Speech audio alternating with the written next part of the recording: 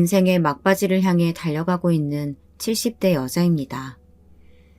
저는 몇 년 전까지만 하더라도 인생은 60부터다, 나이는 숫자에 불과하다, 이런 식의 말을 입에 달고 살고 애창곡은 아모르 파티였던 밝고 건강한 할머니였습니다. 저는 나이가 들면 꼭 그렇게 밝은 할머니로 즐겁게 살고 싶었거든요. 저는 지지리도 가난한 집에서 태어났어요. 잘 먹지도 못하는 거는 둘째치고 동생들을 돌보느라 어릴 때부터 잠도 잘 자지도 못하고 컸죠. 그래서 그런지 키도 어지간히도 작았습니다. 그래서 지금까지도 키가 작은 게 그렇게 컴플렉스입니다. 그래서 제 자식들은 어릴 때부터 먹이고 재우는 거에 집착 아닌 집착까지 했죠. 우리 때는 고구마나 감자도 귀해서 하나라도 더 먹으려고 싸움까지 하고 그랬어. 그런데 너희는 밥에 간식에 먹을 게 넘쳐나는데도 어쩜 그렇게 입이 짧니? 요즘은 먹는 게 흔해져서 그런지 제 자식들도 크면서 그렇게 잘 먹지를 않았어요. 특히나 큰아들은 저를 닮아서 체격도 작았는데요. 먹는 거에는 통 관심이 없어서 살이 찐 적이 없었죠. 애미야, 너는 하나밖에 없는 우리 귀한 장손 매일 굶기는 거야? 애가 왜 볼 때마다 이렇게 말라? 둘째 지집애는 지 오빠 거까지 다 뺏어 먹는지 살이 오동통하구만. 둘 다 한창 때라 잘 먹는데 큰애는 워낙 운동하는 걸 좋아해서 살이 찔 틈이 없어서 그래요. 제게는 아이가 둘이 있었어요. 큰아이는 아들이었고 작은 아이는 딸이었는데 시어머니는 워낙 장손 하시면서 큰아이만 편애하셨죠. 둘째 아이는 꼭 남의 자식인 것처럼 구셨어요. 큰아이는 이 집안의 기둥이자 장손이라며 큰아들에 대해서는 모든 것에 관심이 많으셨죠. 그래서 큰아들이 살이 잘 붙지 않고 또래보다 키가 작은 것마저도 다 제 잘못인 것 같았습니다. 거기다가 큰아들은 몸도 약한 편이라서 툭하면 감기에도 잘 걸렸는데요. 워낙 가만히 있는 타입이 아니라 산만해서 다치기도 자주 다쳤어요. 그래서 제가 아주 눈을 뗄 수 없을 정도로 큰아들 옆에 딱 붙어 다녀야 했습니다. 병원도 워낙 자주 다녔고 한약도 안 먹어본 게 없을 정도로 애지중지했어요. 반면 항상 을젓하고 자기 할 일을 똑부러지게 잘하는 딸아이가 대견했죠. 그런데 그건 아마도 제 착각이었나 봅니다. 알아서 잘하는 아이라고 생각했던 게 사실은 딸아이 딴에는 많이 참고 오빠에게 양보한 것이었어요. 그런데 그것도 어릴 때 이야기지 사춘기가 오면서 결국은 터지더라고요. 엄마도 할머니랑 똑같아. 항상 오빠만 챙기고 오빠만 걱정하잖아. 나는 딸이라고 항상 찬밥이고. 그건 오빠가 아들이고 네가 딸이어서 그러는 게 아니라 너도 알잖아.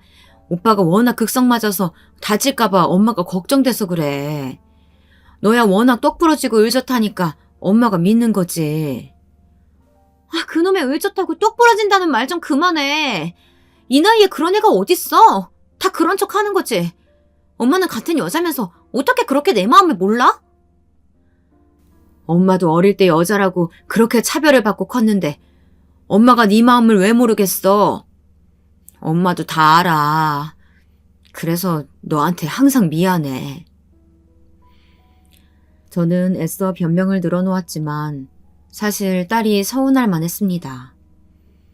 저도 어릴 때 딸이라고 온갖 서러움을 다 겪고 컸으면서도 시어머니가 무서워서 사실 아들 하며 전전긍긍 했으니까요.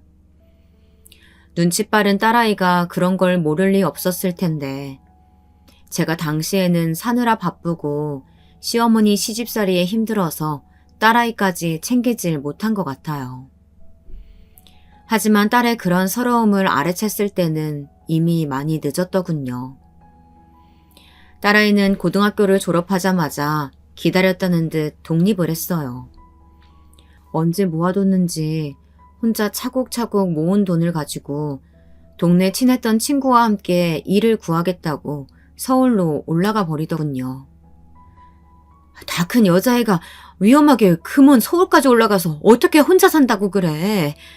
괜한 소리 말고 시집 갈 때까지 엄마 옆에 있어. 엄마가 날 언제 걱정했다고 그래? 내가 지금까지 얼마나 이날만을 기다렸는지 알아? 난 무조건 나갈 거니까 나 잡지 마. 할머니 때문에 그래? 할머니도 이제 연세 많이 드셔서 힘 떨어질 만큼 떨어지셨어. 그러니까 네가 조금만 더 이해해줘. 오빠도 대학 가면서 서울로 올라갔는데 너까지 가면 엄마 외로워서 어떻게 살아. 엄마는 그게 문제야. 오빠도 나갔는데 나는 왜 못 나가? 왜? 나더러 이제는 돈까지 벌어서 오빠 학비까지 보태라고? 너 무슨 말을 그렇게 해. 엄마가 언제 너더러 오빠 학비 내달라고 한 적 있어? 그런 거 아니면 나 그냥 놔둬. 나 더는 이 집에서 못 살아. 나 어릴 때부터 할머니한테 매일 쓸모없는 년이라는 소리 들으면서 큰 거 알지? 쓸모없는 년은 이제 나가줄 테니까 나 없이 행복하게 살아. 저는 많이 서운했습니다. 당연히 미안한 마음도 있었고요.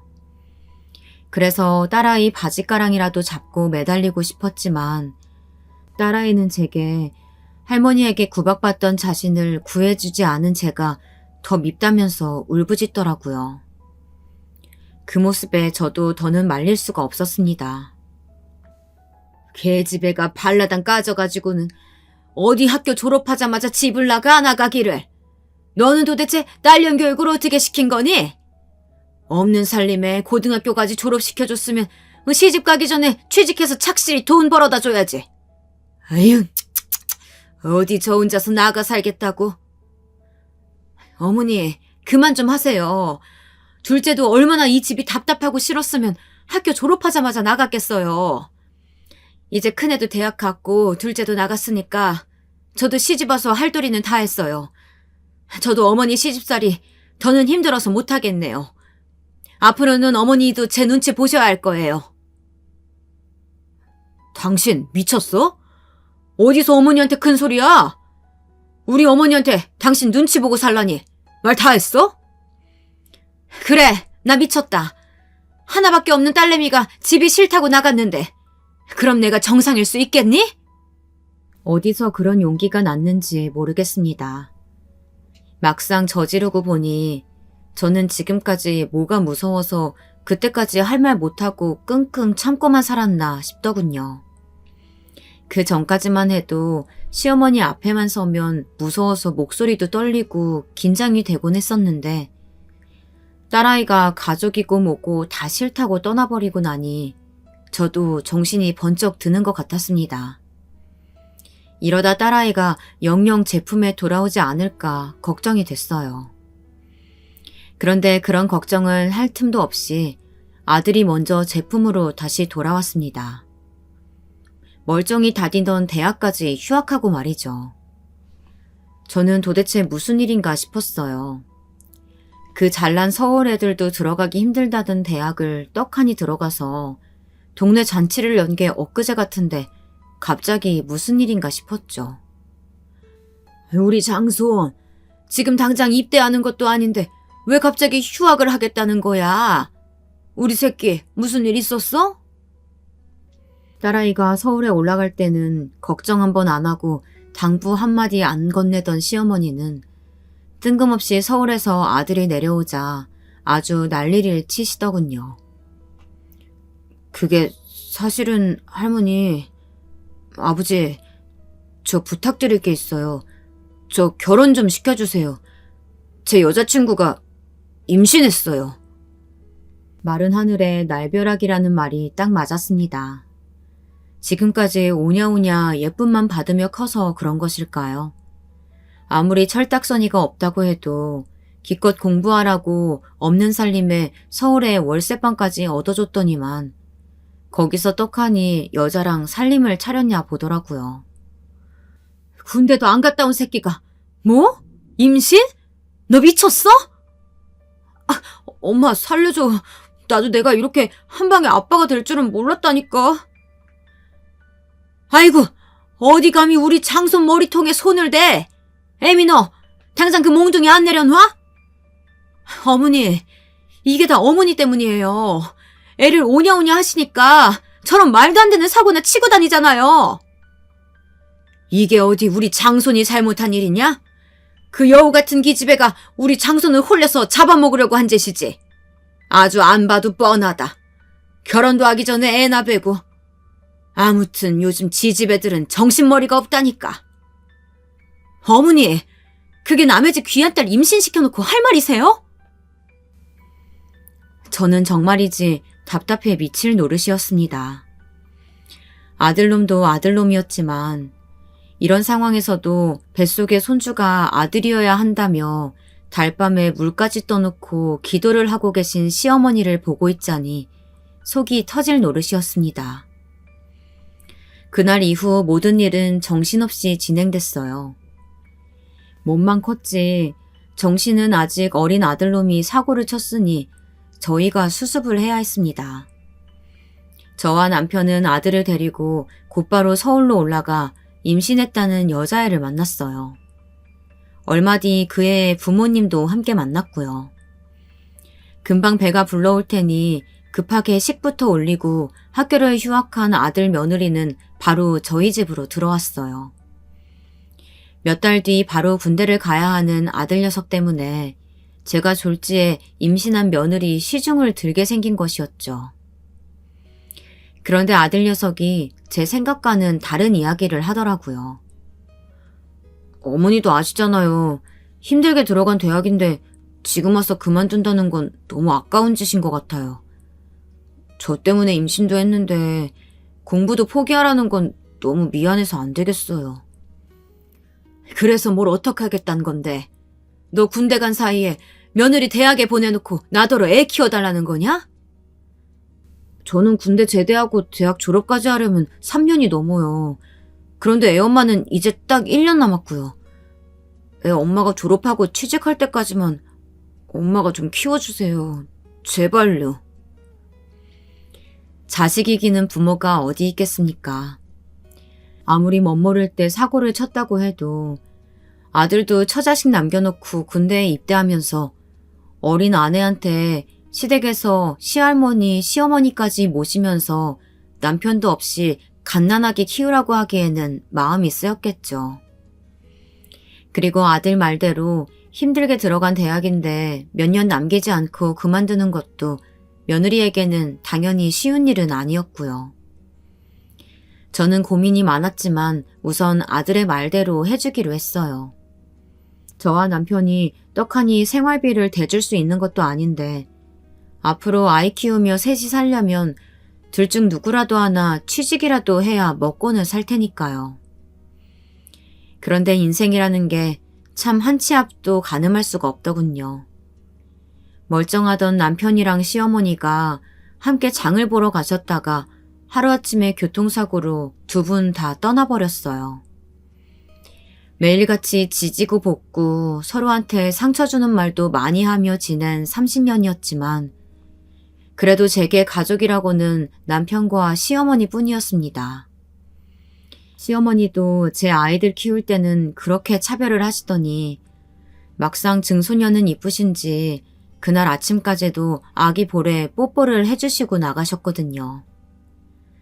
셋이 함께 손녀를 키우며 산책도 나가고 음식도 같이 만들어 먹으면서 서로 위하며 지낸 지 얼마 되지도 않았는데 이렇게 허망하게 가버리실 줄은 몰랐네요. 남편과 시어머니가 죽어버렸다는 슬픔도 잠시 저는 앞으로의 삶이 막막하기만 했습니다. 물론 시어머니 앞으로 되어 있던 집이며 땅을 제가 다 물려받기는 했지만 그나마 그거라도 손에 쥐고 있어야 나중에 자식들한테 물려줄 거라도 있지 않을까 싶어서 도저히 팔지는 못하겠더라고요. 그래봐야 손녀 하나 먹여 살리기만 하면 되는데 할미가 돼서 그거 하나 못하겠나 싶었습니다. 거기다가 자식들도 공부하랴 일하랴 다들 살기 퍽퍽할 텐데 육신 멀쩡한 제가 짐이 될 수는 없었어요. 아이들 먹고 살만해질 때까지는 제가 손녀를 책임지기로 했으니 그 약속을 꼭 지켜야 했습니다. 엄마, 할머니랑 아버지도 없이 엄마 혼자 미나를 어떻게 키워? 지금 당장 그냥 서울로 올라와. 서울에 집 하나 얻어서 오빠 제대하면 같이 살면 되잖아. 이 집을 왜 팔아? 이 집은 나중에 너희한테 다 물려줄 거야. 엄마 잘할 수 있어. 걱정하지 마. 아들 며느리는 지금 당장 저들의 상황이 안 좋으니 제게 뭐라 말은 못했지만 딸은 제 걱정만 했어요. 하지만 저는 정말 괜찮았습니다. 저는 장례 치르고 바로 손녀를 등에 업고 부지런히 동네를 다니며 장사할 만한 자리를 알아보고 다녔습니다. 손녀를 데리고 장사를 해야 했으니 작은 방도 하나 있고 손님도 몇 테이블 받을 수 있는 곳으로 알아보고 다녔죠. 그러다 떠오른 게 족발이었습니다. 저희 시어머니가 젊을 때 족발 장사를 하시면서 자식들을 키우셨거든요. 그때 번 돈으로 집이며 땅도 사신 거였고요. 그래서 저는 시집 오자마자 족발 삶는 거부터 배웠었어요. 동네에서 잔치가 열리거나 좋은 일이 있으면 시어머니는 집에서 족발을 삶아 나눠 먹곤 했었거든요. 족발이야 다른 거 없이 하루에 한 번 삶기만 해서 팔면 되니 손녀랑 같이 지내며 잘할 수 있을 것 같았습니다. 그런데 이게 웬일일까요? 시어머니의 비법이 딱 먹혔습니다. 제가 삶아서 판 족발이 꽤 소문이 나서 1, 2년 사이 제가 장사하던 시장까지 유명해질 정도였어요.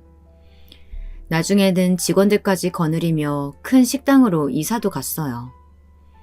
저는 손녀가 대학에 들어갈 때까지도 족발을 팔며 어느새 손녀 등록금까지 척척 내어주는 든든한 할머니가 되어 있었습니다.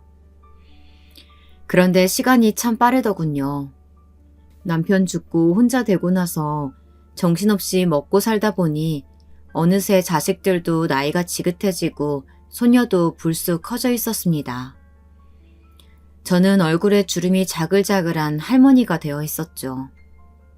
사실 저는 남편 죽고 지금까지 혼자 장사하면서 쉴 틈 없이 살았기 때문에 아무리 나이가 들어도 저는 다른 노인네들처럼 아파서 골골거리며 자식들을 귀찮게 하지는 않을 줄 알았거든요.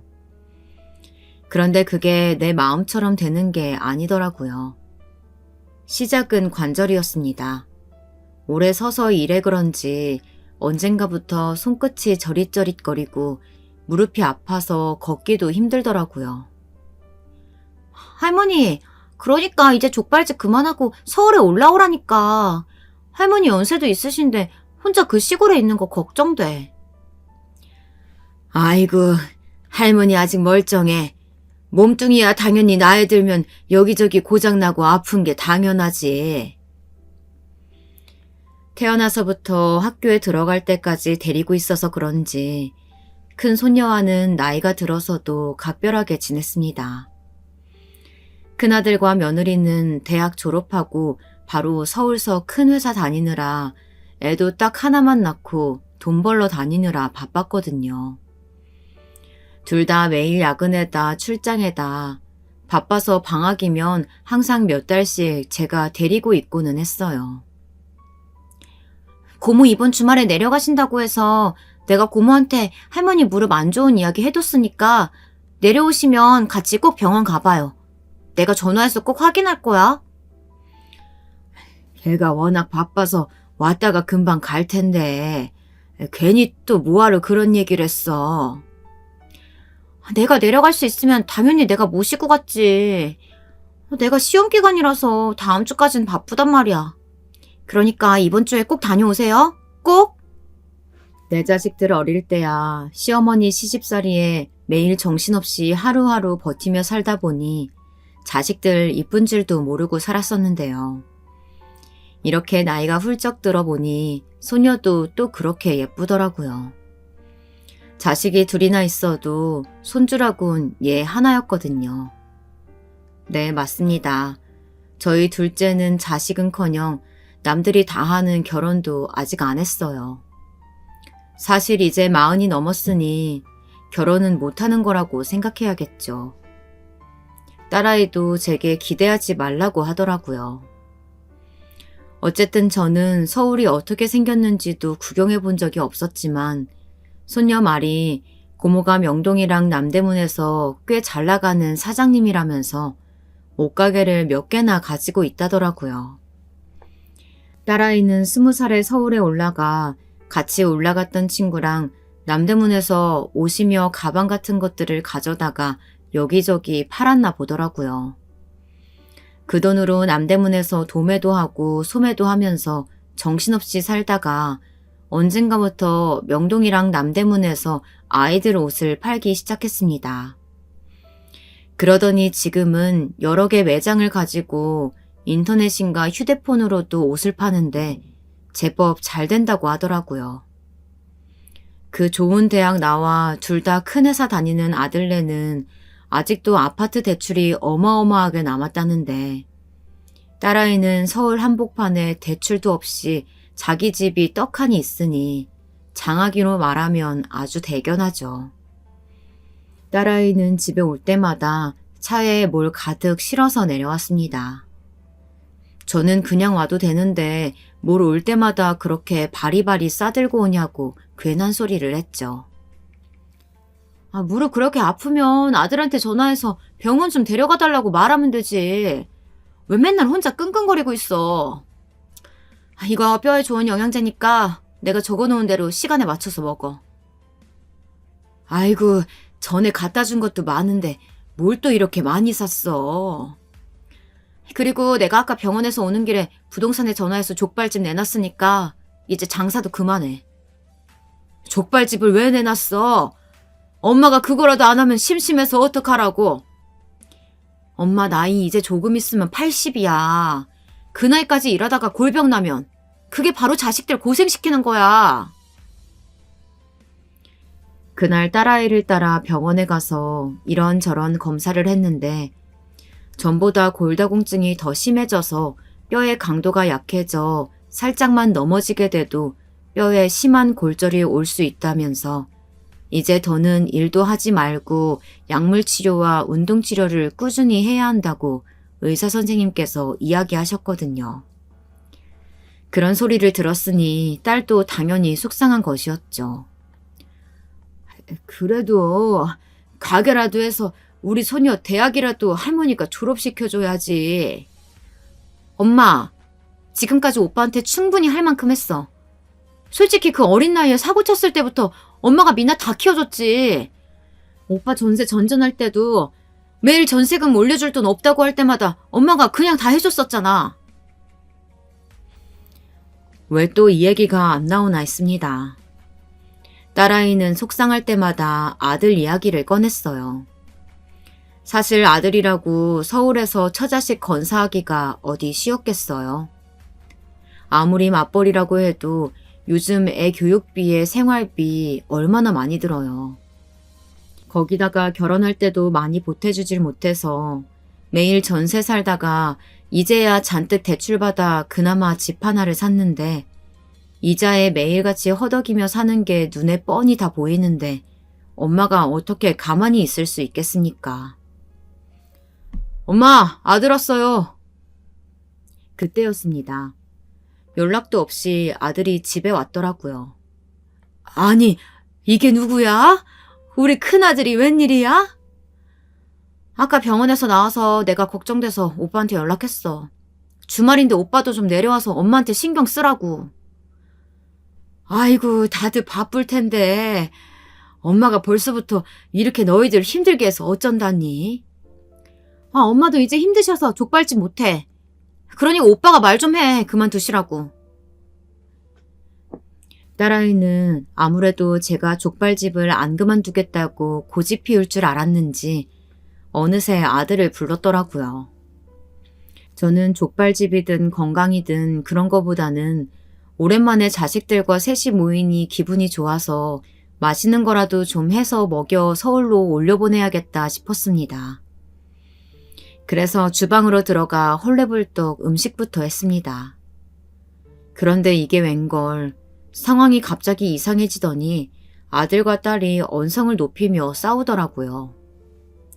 저는 시끄러운 소리에 놀라서 재빨리 주방에서 나왔어요. 오빠, 그게 지금 말이라고 하는 거야? 오빠 힘들 때 다 엄마한테 도와달라고 손 벌리더니 정작 엄마가 나이 들어 아프니까 뭐 나 몰라라 하는 거야? 나 몰라라는 무슨. 지금 상황에서 어차피 서울에 올라오셔도 우리도 집에 매일 없는데 엄마 혼자 적적하시다 이거지.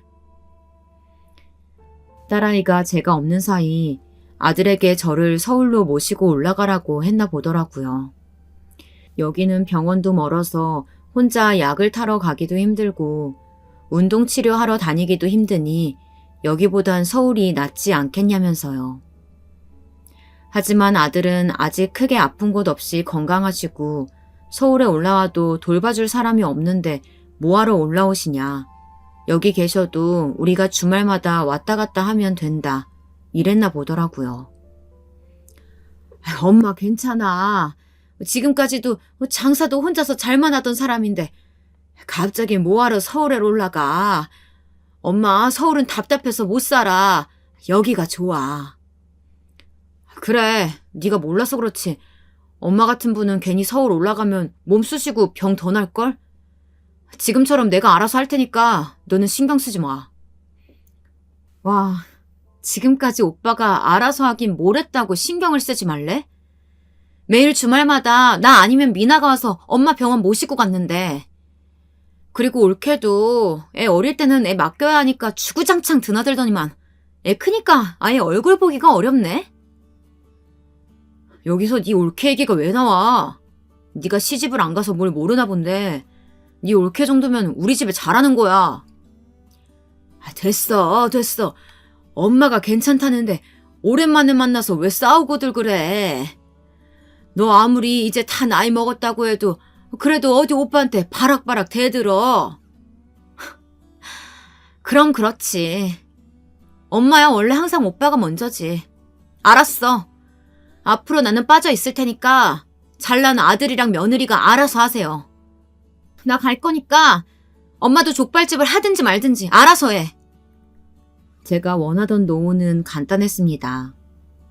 자식들 다들 각자 가정을 가지고 행복하게 살면 저는 혼자 이 집에서 마음 편하게 살다가 죽을 때가 되면 조용히 떠나는 것이었습니다. 그런데 그마저도 왜 이리 쉽지 않을까요? 딸아이의 눈엔 아직도 제가 옛날처럼 할머니의 앞에서 눈치나 보고 아들이라면 쩔쩔매는 답답한 엄마처럼 보였나 봅니다. 저는 정말이지 아들, 딸 둘 다 너무 사랑했습니다. 아직도 매일 아침에 눈을 뜨면 내 새끼들이 어디 아프지는 않을까, 먹고 사느라 지쳐서 밥대나 놓치는 건 아닐까, 이런 걱정만 하다가 하루가 다 가곤 했죠. 하나는 마음이 너무 여리고 약해서 걱정이었고 하나는 너무 단단해서 부러질까 걱정이었습니다. 그마저도 제가 잘못 키워서 그런 것 같아서 미안한 마음이 이 나이 먹고도 가시질 않았습니다. 그런데 제 아들놈은 그런 제 마음을 아는지 모르는지 또 철딱서니 없이 사고를 치고 다녔더군요. 엄마, 족발집 그거 보증금이 얼마나 되지? 가게 보증금? 그게 뭐 얼마나 되겠어. 아마 1,000,000원이나 될까? 왜? 에이, 1,000,000원? 가게가 그렇게 넓었는데 그것밖에 안 돼? 아, 확실히 서울하고는 다르네. 왜? 너 무슨 일 있어? 돈 필요해? 아들 속을 제가 모를 리가 없었습니다. 딸아이가 가버리고 저녁상을 차리기도 전에 저를 데려다 앉히길래 무슨 일인가 했더니만 뜬금없이 가게 보증금 얘기를 꺼내더라고요. 뻔했습니다. 지금까지 이런 일이 어디 한두 번이었겠습니까? 집주인이 전세 보증금을 올려달라고 했을 때도 며느리가 도저히 이렇게 애 데리고 매일 이사만 다닐 수 없다고 했을 때도 제게 찾아와서 가게는 잘 되는지 모아둔 돈은 있는지 묻곤 했었으니까요. 저는 단도직입적으로 물었습니다. 혹시나 큰 사고라도 쳤으면 안 되니까요. 엄마도 요즘 뉴스에서 하도 떠들어서 알지 사실 내가 코인에 좀 손을 댔는데 그게 미나 엄마 모르게 한 거라서 생활비에 좀 빵꾸가 났어. 뭐? 그 요새 텔레비전만 틀면 매일 나오는 그거? 네가 미쳤구나. 미쳤어. 저는 기가 차서 아들놈 등짝을 때렸습니다. 아무리 돈을 벌어볼 목적으로 했다고 해도 어떻게 자식 키우는 놈이 생활비까지 손을 대냐고요. 엄마. 나야 잘해보려고 그런 거지. 그게 그렇게 말도 안 되게 떨어질 줄 알았나. 엄마가 이번만 좀 도와주면 내가 다시는 이제 엄마한테 손 안 벌릴게. 으휴, 네가 그런 소리 한 게 어디 한두 번이야? 아이고, 속 터져. 기다려. 가게 나가는 대로 보내줄 테니까. 엄마, 나 진짜 엄마밖에 없어. 아프면 바로 나한테 전화해. 내가 바로 엄마 모시고 병원으로 갈게. 자식이라는 게 참 뭔지 모르겠습니다. 안 보면 걱정되고 보고 싶다가도 막상 하는 짓을 보면 뭐 하나 마음에 드는 게 없습니다. 어떻게 그렇게 남들 다 부러워하는 대학에 직장까지 다녔다는 놈이 저렇게 맨날 멍청한 짓을 하고 다니는 줄 모르겠어요. 저는 결국 족발집을 그만뒀습니다. 제 건강 때문도 건강이었고 아들놈에게 보증금도 줘야 하는 것도 있었지만 어쩐지 이제 다 귀찮더라고요. 자식들 걱정해봐야 내 속만 상하고 그렇다고 내 속 편하자고 아등바등 살아봐야 자식들 걱정시키는 일이었으니 앞으로 여생은 남들처럼 노인정에도 가서 친구들도 사귀고 꽃놀이도 좀 다니고 하루 종일 누워서 늦게까지 늦잠도 좀 자자 싶었습니다. 그런데 인생이 그렇게 호락호락하지 않더군요. 아들놈이 제게 코인이 어쩌고 하면서 떠들어댄 이야기는 빙산의 일각이었습니다. 엄마, 나 어떡해? 나 이러다 미나 엄마한테 이혼까지 당하게 생겼어. 나 좀 제발 도와줘요. 그게 무슨 소리야 또. 무슨 일인데 이래. 안 그래도 꿈자리가 뒤숭숭해서 잠을 설치고 있었는데 새벽녘에 아들에게 전화가 와서는 술에 잔뜩 취한 목소리로 울고불고 난리가 났더라고요. 50을 바라보는 자식놈이 도대체 왜 저러나 싶었습니다. 도대체 언제 철이 날까 말이죠. 그런데 알고 보니 제가 해준 족발집 보증금으로 생활비를 막는다 어쩐다 하더니만 이 자식이 글쎄 생활비에 제가 준 돈까지 모자라서 대출까지 받아서 또 코인에 꼬라 박았다고 하더라고요. 코인이라는 게 이 정도로 딱 떨어졌을 때 올인해야 되는 거라고. 그래야 확 오를 거라고 다들 그랬었는데. 아유, 이놈 새끼야. 도대체 넌 어쩌려고 그래? 대출까지 받아서 다 날려버린 걸 결국 며느리까지 알게 됐고 며느리는 더는 참아줄 수 없다며 이혼하자고 난리가 났다네요. 아들은 지금 당장 이자 낼 돈도 없다면서 도와달라고 울고불고 난리였지만 저도 현금으로 가진 돈이 많지 않았습니다. 해봐야 손녀 학비 줄 돈이랑 나중에 시집 갈 때 주려고 들어놓은 적금이 다였죠. 그런데 아들놈이 뜬금없이 저더러 집을 팔라고 하더라고요. 엄마, 어차피 가게도 접었고 이제 연세도 있으신데 아들 옆에 사셔야지. 그 집 오래되고 크기만 해서 엄마 혼자 치우고 살기 힘들다고 했잖아. 그거 팔아서 우리 옆으로 오는 거 어때? 앞으로는 우리가 어머니 잘 챙길게요. 아들놈의 꿍꿍이야 저도 모르지는 않았습니다. 지금 당장 살 길이 막막하니 집이라도 팔아서 도와줬으면 하는 거였죠. 제 아들이니 누구보다 제가 잘 알았습니다. 이놈이 철딱서니는 없어도 아주 막대먹은 놈은 아닙니다. 저도 어느새 70이 넘었고 아들놈도 얼마 안 있으면 50인데 언제까지 직장 생활을 하겠어요. 지금 사는 집이야 당연히 아들이든 딸이든 자식들에게 나눠주려고 했으니 사실 어려운 일도 아니었습니다. 더군다나 앞으로 지가 늙은 저를 책임지고 모시겠다고 했으니 그 정도는 해줄 수 있을 거라고 생각했습니다. 아유, 못 살아. 오빠는 도대체 그 머리로 그 좋은 대학을 어떻게 들어간 거야? 돈이 없으면 하질 말아야지. 대출까지 받아서 코인을 사는 인간이 어딨냐? 그러니까 말이다. 내가 네 옳게 볼 낯이 없다 정말. 혹여나 지금 사는 집을 팔아서 지 오빠한테 다 준다고 난리를 치면 어쩌나 했는데 딸아이는 다행히도 제 집인데 제가 알아서 하라고 하더라고요. 사실 자기는 집도 있고 가게도 있는 데다가 나중에 물려줄 자식도 없으니 걱정 말라더라고요.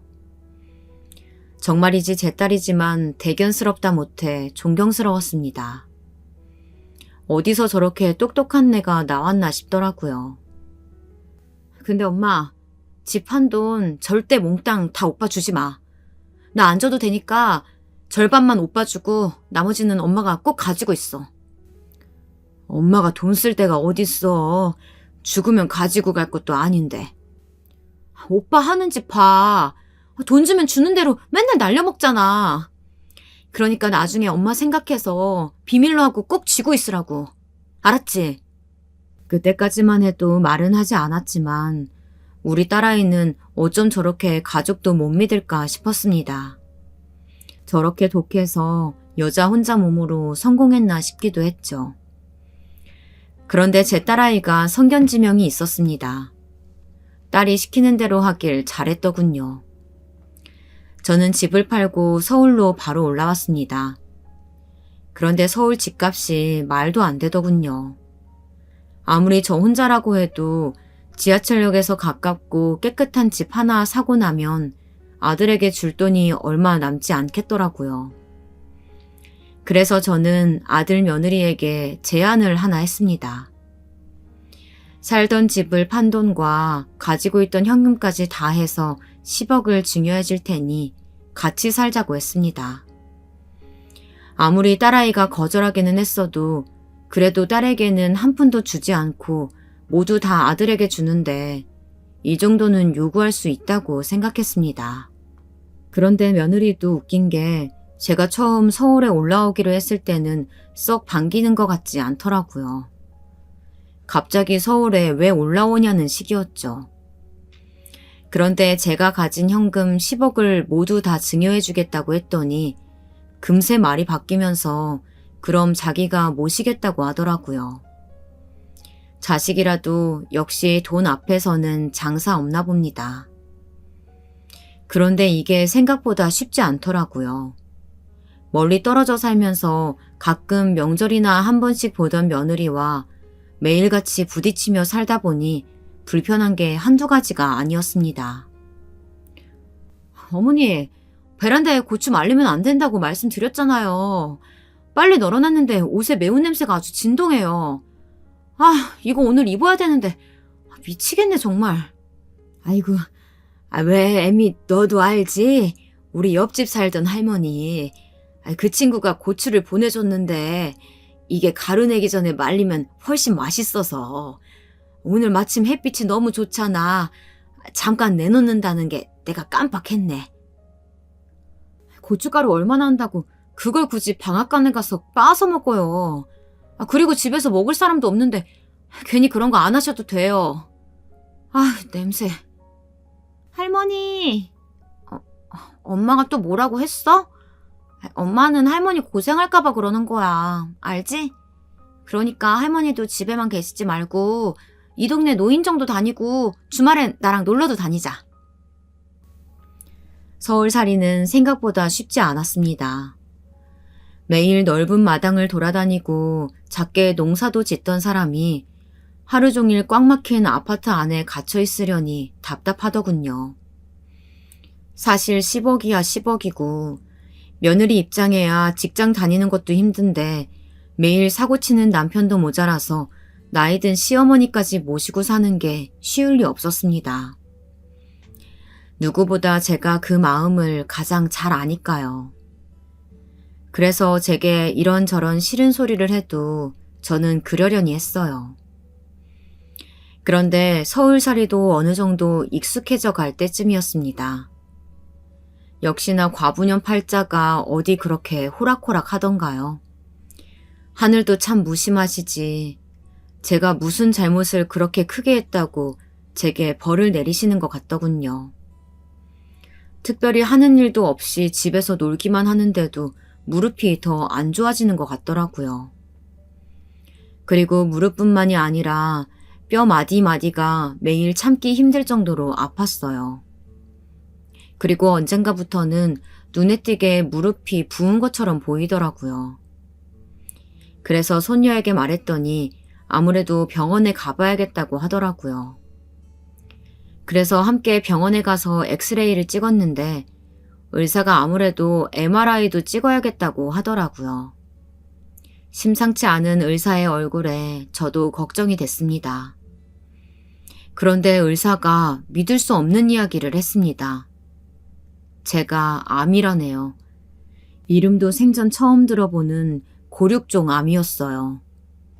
원인도 명확하지 않은 암이라는데 일종의 뼈암이라고 불리는 병이더라고요. 고륙종암이 전이가 되면 굉장히 위험한 암이라 바로 수술해야 한다고 하네요. 그날 손녀의 전화에 딸아이가 불이 나게 아들 집으로 찾아왔습니다. 잘 모신다고 놓친애 집까지 뺏어서 갈 땐 언제고. 엄마 몸에 암덩어리가 생기는 것도 몰랐어? 아가씨는 무슨 말을 그렇게 해요? 자꾸 그놈의 재산 이야기하는데 아무리 돈이 좋아도 그깟 10억 받고 집에서 시어머니 모시고 사는 게 쉬운 일인 줄 알아요? 거기다가 이제 병까지 생기셔서 병치레까지 하게 생겼잖아요. 그런데 지금 오빠 탓할 때예요? 그깟 10억이요? 언니랑 오빠가 지금까지 우리 엄마한테 뜯어간 돈이 얼만데 그깟이라는 말이 나와요? 아가씨, 시집도 안 간 노처녀가 도대체 뭘 안다고 지금 나한테 신의흉내 내는 거예요? 뭐? 노처녀? 지금 말 다 했어요? 엄마도 고모도 그만해. 이제 와서 누구 잘못인지 자잘못을 따져서 뭐해. 하루라도 빨리 할머니 수술하셔야 한다고 하니까 얼른 항암 치료부터 시작해야지. 자식들이 서로를 탓하며 큰 소리 내는데도 저는 방에서 꼼짝하지 않았습니다. 제게 이런 일이 생길 거라고는 꿈에도 몰랐기 때문에 저도 너무 혼란스러웠거든요. 사실 자식이든 손녀든 누구에게도 말한 적은 없었지만 사실 저는 나이가 든 지금이 좋았습니다. 젊은 날에는 부모 형제들 눈치 보며 살다가 시집 와서는 시어머니 남편 등살에 마음 편히 다리 한번 쭉 펴고 잔 적도 없었기 때문에 이제야 좀 다 내려놓고 편하게 살 수 있겠다 싶었거든요. 그런데 도무지 이 일이 무슨 일인지 모르겠습니다. 지금까지 그렇게 고생하고 살았는데 이제는 죽을 때까지 평생 병원 신세에 자식들 눈치 보며 살아야 한다니 너무 억울했습니다. 눈에 넣어도 아프지 않을 손녀가 결혼도 하고 아기도 낳는 모습도 보고 싶었는데 마음이 너무 아팠어요.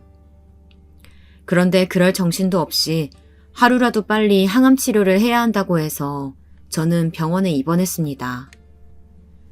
다행히 아직 다른 쪽으로 전이가 되지 않아서 치료만 잘 받으면 좋아질 수 있다고 하더라고요. 그런데 어디 김병에 효자가 있나요? 항암, 수술, 또 검사, 그리고 또 항암. 끝이 보이지 않는 싸움이었습니다. 저는 예전의 모습이라고는 찾아볼 수 없게 바짝 말라서 산송장 같아 보였습니다. 어느 날은 살만하다가 또 어느 날은 죽는 게 낫겠다 싶을 정도로 힘들었어요. 그렇게 꼬박 3년이 흘렀어요. 그 사이 제 하나뿐인 손녀도 시집을 갔습니다. 매일 보지 못하는 건 너무 속상하고 아쉬웠지만 그래도 손녀가 사랑하는 사람을 만나 행복하게 사는 모습까지도 직접 보고 아직 살아있다는 사실이 저는 감사했죠. 남들은 3년이면 충분히 완치도 된다는데 도대체 언제까지 이렇게 해야 되는 거야? 그리고 어머니가 우리한테 준 10억이 전 재산이라고 하시지 않았어? 우리 모르게 숨겨두신 돈이 도대체 얼마나 있길래 그 비싼 항암 치료에 병원비까지 다 알아서 하시는 거래? 그러게, 나한테 집 한 돈 다 준 거라고 했는데 또 따로 모아둔 돈이 있으시려나? 만약에 어머님이 우리 모르게 따로 재산이 있으신 거면 우리가 모르고 있으면 안 되지. 안 그래도 요즘 아가씨가 어머니 병원 모시고 다닌다고 자꾸 집에 왔다 갔다 하는데 괜히 아가씨가 먼저 알아서 뒤에서 어머니 돈 야금야금 뺏어다 쓰면 어떡해. 제가 자는 줄 알고 아들 며느리는 밤마다 거실에서 저런 소리를 해댔어요. 매번 아들 며느리는 회사 일이 바빠서 저는 항상 딸아이와 병원에 갔거든요. 저는 항상 혼자 가도 괜찮다고 했지만 딸아이는 무슨 암 환자가 혼자 병원을 다니냐면서 자기 일까지 남한테 맡겨놓고 저를 위해 오는 거였어요. 그런데 며느리는 그마저도 혹여나 제가 숨겨둔 돈이 많아 그러는 거일지도 모른다고 의심을 하더라고요.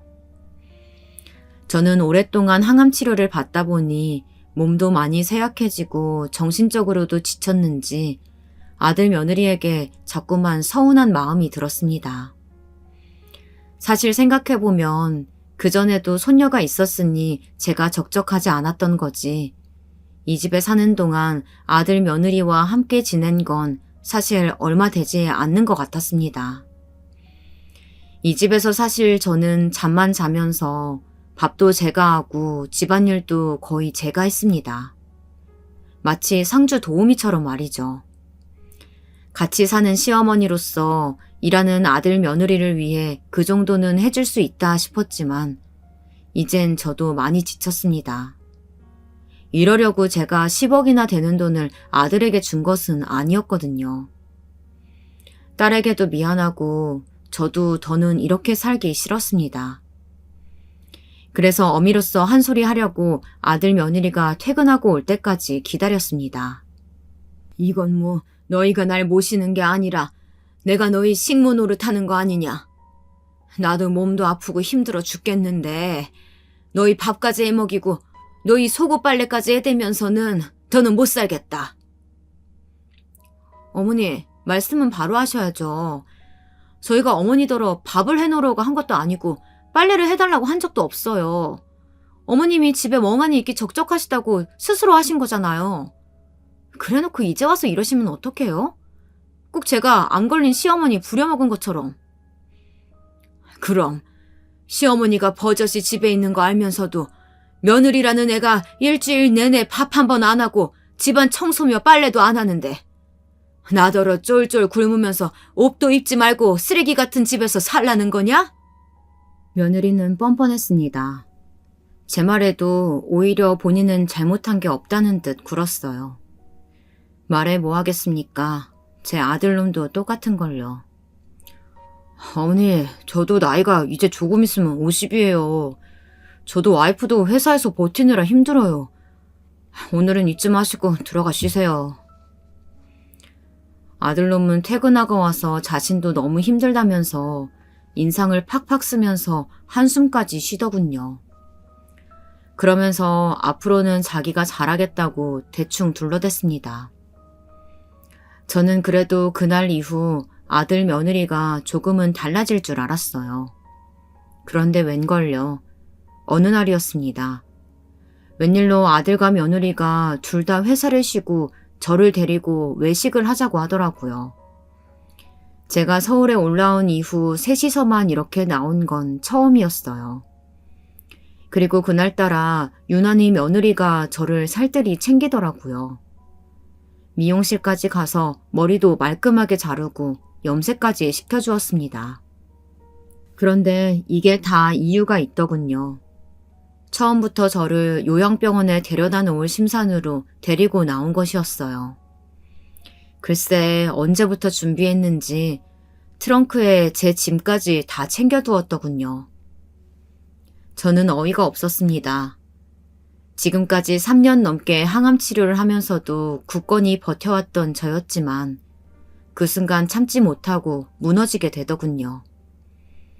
제가 죽을 날을 받아놓을 정도로 병원에서 손 쓸 수 없다고 한 것도 아니었고 병원에서는 입원 항암까지 잘 참고 받으면 어쩌면 완치 판정이 날 수도 있을 정도로 경과가 좋다고까지 했는데 이제 와서 갑자기 요양병원이라뇨. 내가 한마디 했다고 귀찮아서 이러는 거냐? 엄마 멀쩡해. 요양병원 같은 데 들어와 있을 정도로 정신줄 놓은 거 아니라고. 엄마, 여기 정신줄 놓은 분들만 들어오는 거 아니에요. 가정에서 제대로 돌봐드릴 수 없는 환자분들이 오는 곳이에요. 엄마도 알잖아. 나랑 미나 엄마가 너무 바빠서 엄마 제대로 못 챙겨드리는 거. 그래요, 어머니. 여기는 밥도 알아서 잘 나오고 친구분들도 많아서 적적하지 않으실 거예요. 그리고 무엇보다 식모처럼 집안일 하실 일도 없으니 얼마나 좋아요. 뭐야? 너 말 다 했냐? 둘째가 나 이러고 있는 거 알면 가만히 있을 줄 알아? 너희가 나 모신다고 가져간 10억 그거 내놔.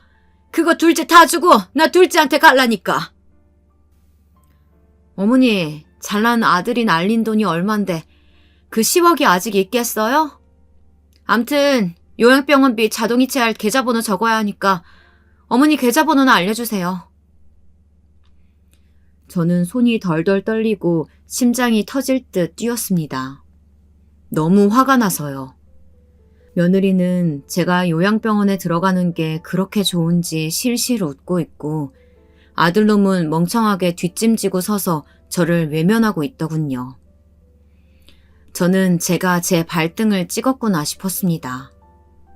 거기다가 요양병원비도 제 계좌번호를 적으라고 하더니만 휴대폰에 무슨 은행 어플을 깔아 제 통장에 얼마가 있는지까지 알아보는 것 같았어요. 일십, 백, 천만, 십만, 백만, 천만. 이거 봐. 내가 어머니 돈 있다고 했지? 여보, 어머니 통장에 자그마치 5억이 넘게 있잖아. 뭐? 5억? 엄마, 이 돈 뭐야? 엄마 나한테 거짓말한 거야? 내 집에서 먹고 자고 하면서 이 돈 나 안 주고 도대체 뭐 하려고 했어? 와, 엄마가 나를 속여? 이게 바로 제 아들의 진짜 모습이었습니다. 며느리야 원래 지 밖에 모르는 이기적인 년인 거야 애초에 알고 있었지만 그래도 제가 제 속으로 낳은 자식인데 어떻게 제게 저럴 수 있을까 싶었죠. 저는 결국 휴대폰도 빼앗기고 요양병원에 입원하고 말았습니다. 저는 너무 무서웠습니다. 요양병원이 감옥도 아니고 제가 어디 못 가게 꽁꽁 가둬둔 것도 아니었지만 어쩐지 다시는 누구도 저를 찾아오지 않을 거라는 생각이 들었거든요. 그런데 사람이 죽으라는 법은 없나 봅니다. 제 손녀 미나와 딸아이가 저를 찾아왔더라고요. 오랜만에 집에 왔다가 제가 없으니 아들 며느리에게 저에 대해 물었는데 처음엔 제 딸 집에 갔다고 했대요. 그런데 며칠씩이나 저와 연락이 안 되니 걱정됐는지 제 딸에게 전화를 했는데 안 그래도 저와 연락이 안 돼서 한번 아들네로 오려고 했다더라고요. 그래서 제 딸이 아들에게 난리를 친 거죠. 제가 요양병원에 있다는 소식을 듣고 곧바로 달려온 것이었어요. 내가 이 년놈들 가만히 안 둘 거야. 저는 딸아이의 손을 꼭 잡았습니다. 그리고 걱정하지 말라고 했어요. 제 자식이니 잘못한 건 제가 혼내주겠다고요. 제가 요양병원에서 설거지도 안 하고 빨래도 안 하다 보니 시간이 많더군요. 그래서 이것저것 생각해둔 것이 있었습니다. 그날 바로 저는 딸아이와 변호사 사무실에 갔어요. 그리고 남은 제 재산을 모두 다 정리했습니다. 있는 건 아들에게 다 빼앗겼을 텐데 제게 또 재산이 어디 있냐고요? 사실 제게는 시어머니에게 물려받은 집 말고도 땅이 있었어요. 사실 집이야 오래돼서 팔아도 얼마 되지 않다는 건 알고 있었는데 땅이 부지가 워낙 넓어서 제가 감히 어떻게 팔아야 할지 감이 잡히질 않았거든요. 그러다 제가 암에 걸리고 정신없이 살다 보니 까마득하게 잊고 있었습니다. 그런데 얼마 전 요양병원에서 텔레비전을 보는데 글쎄, 제가 물려받은 땅 바로 옆으로 도로가 생기고 개발 부지로 선정이 됐더군요. 저는 바로 제 고향의 친한 부동산 업자에게 전화를 걸었습니다. 그런데 그 땅이 지금 팔아도 좋게 50억은 넘게 받을 수 있겠다고 하더군요. 저는 그 땅을 모두 다 딸아이에게 주기로 했습니다. 엄마, 이 땅을 지금 갑자기 나한테 증여해 주겠다고? 아무리 엄마가 화가 났다고 해도 오빠가 가만히 있겠어? 넌 아무 걱정 말고 서류에 사인만 해. 엄마가 다 알아서 할 거니까. 그렇게 시간이 지나 저는 아들에게 연락도 일절하지 않고 딸네 집으로 들어왔습니다.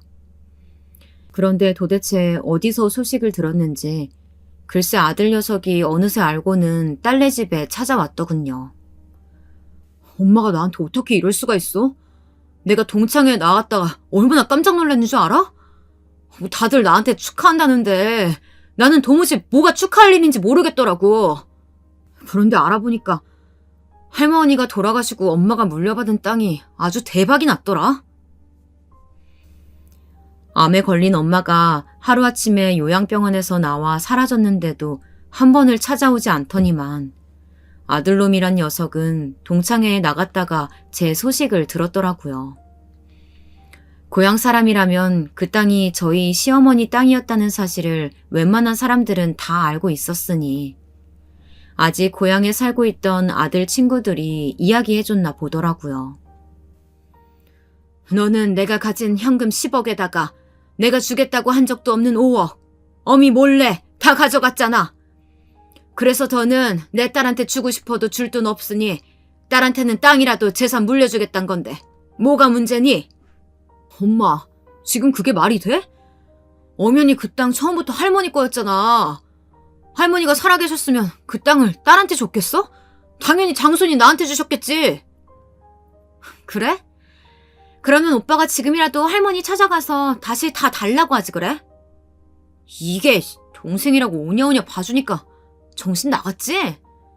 네가 대학도 안 나오고 무식해서 뭘 모르나 본데 우리나라에는 유류분이라는 게 있어.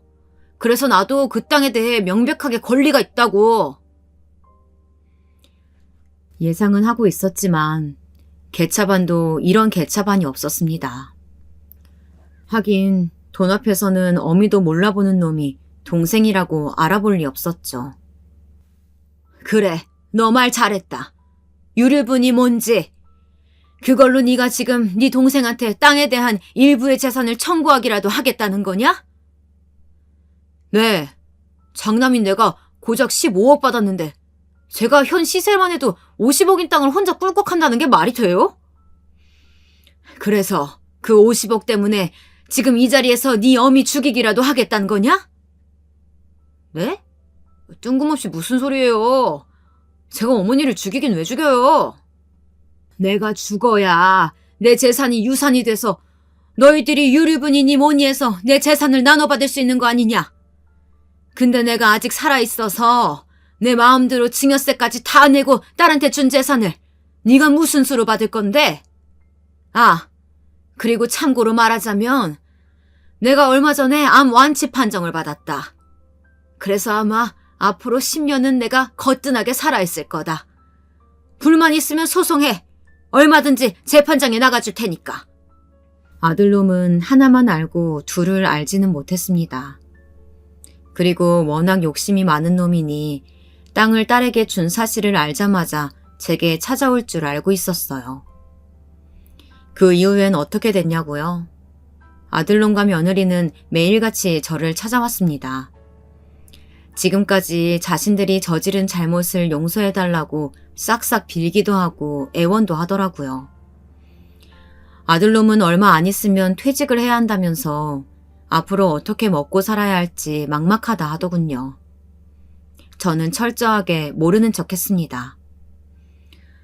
그래도 내가 준 돈으로 대출이라도 갚았으니 서울에 집 한 채 있으니 얼마나 다행이냐. 힘들면 그 집 팔아서 족발 장사라도 해라. 내가 너희 할머니 때부터 내려오던 비법은 알려줄 테니.